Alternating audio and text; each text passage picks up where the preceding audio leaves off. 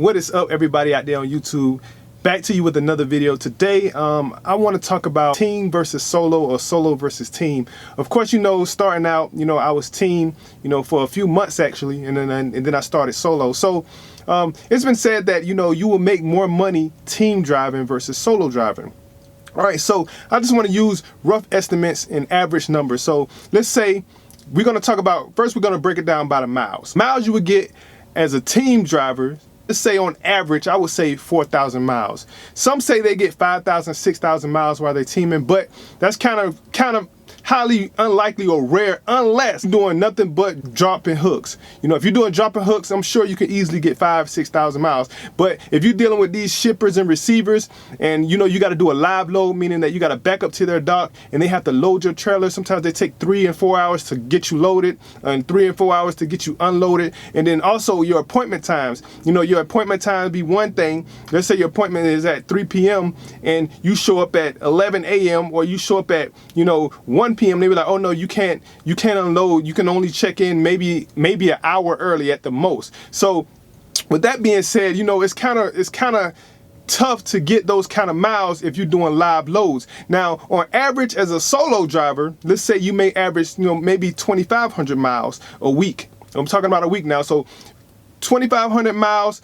as a solo driver a week, maybe 4,000, 4,500 miles as a team driver per week, if you're doing, live unloads and some dropping hooks and things like that. I mean, you probably can get 5,000 to 6,000, like I said, if you're doing strictly dropping hooks. Also with solo, if you're doing dropping hooks, meaning that you get to the shipper, get to the receiver, and the trailer is already ready. All you're doing is backing up to it, hooking up to it, and you going on down the road.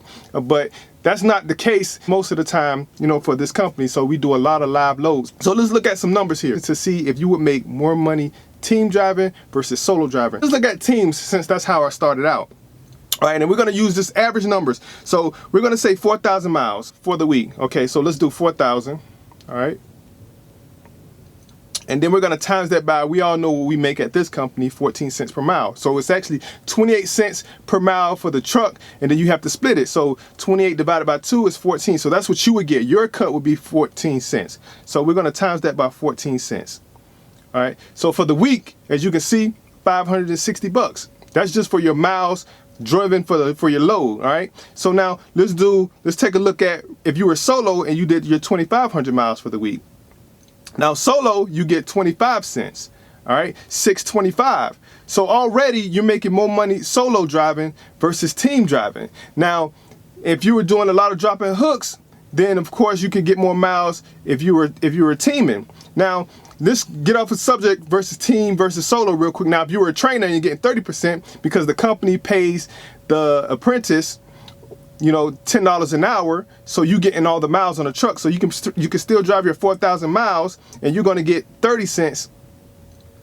At that point, now you're looking at about 1,200 bucks. So as you can see, the money is geared towards the training aspect of it. But if you're just a true team or you're solo driving, you probably can make a little bit more money on the solo tip. Now, also to be mindful of, when you're solo, you have to be mindful of your hours of service. Keep in mind, you get 14 hours as soon as you start your clock. It starts ticking away no matter what. There's no way to stop it. Only way to stop it is to get a 10-hour rest break, right?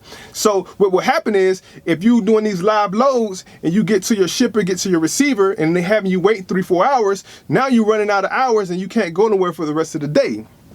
So you have to you have to trip plan and make sure that you manage your hours, because if you run out of hours while you're at a shipper or a receiver, then, you have to wait that rest period in order to get the rest of your remaining of your drive time, if that makes sense.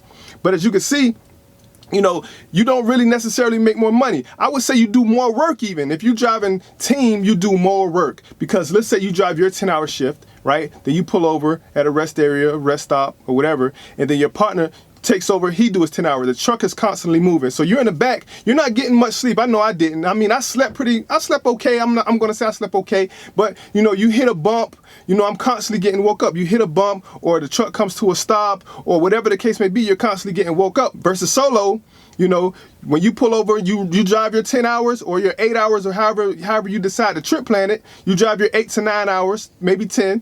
You pull over to the truck stop, you find a nice safe place to park, you close the shed, and you go to sleep. And then you wake up and you start over again, So maybe you know, you keep moving as a team, you know, you're waking up in a different place and you're not sitting still as much. But I believe as a solo driver, you know, you pull over, you get the proper rest. You're not getting woke up out of your sleep. You get to sleep through the night. And I think it's a better fit for me anyway. That's just my opinion. So when it said that you make more money team driving versus solo driving, I mean, that's just numbers based off the company that I work for. Now, when I decide to, you know, look at other companies, which I did a lot of research on other companies, and the average that I found, the average for solo drivers is making 41 cents per mile. So let's take a look at 41 cents times your average miles, which I would say 2,500 a week. Let's do 2,500 miles a week times 0.41, which is the average.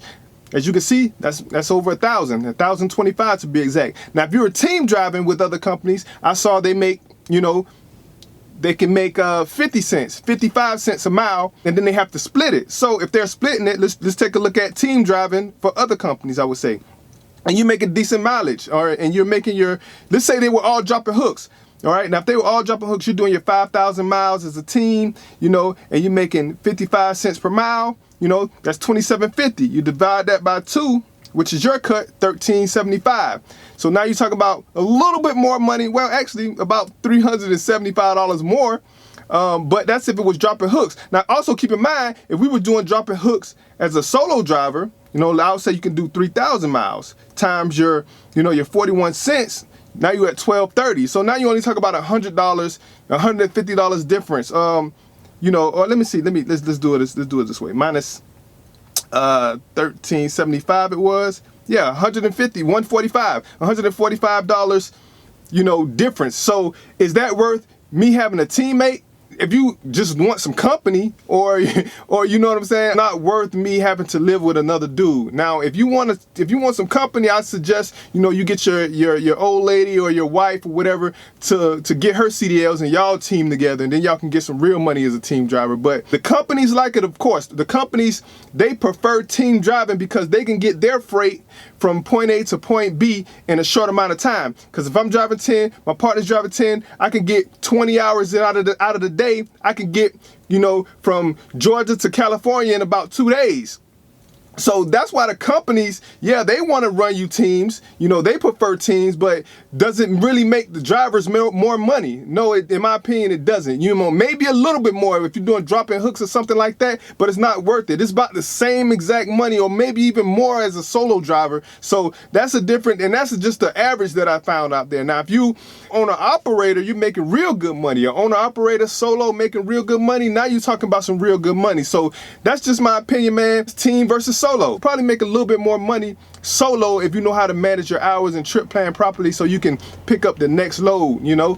But that's all I have for you guys.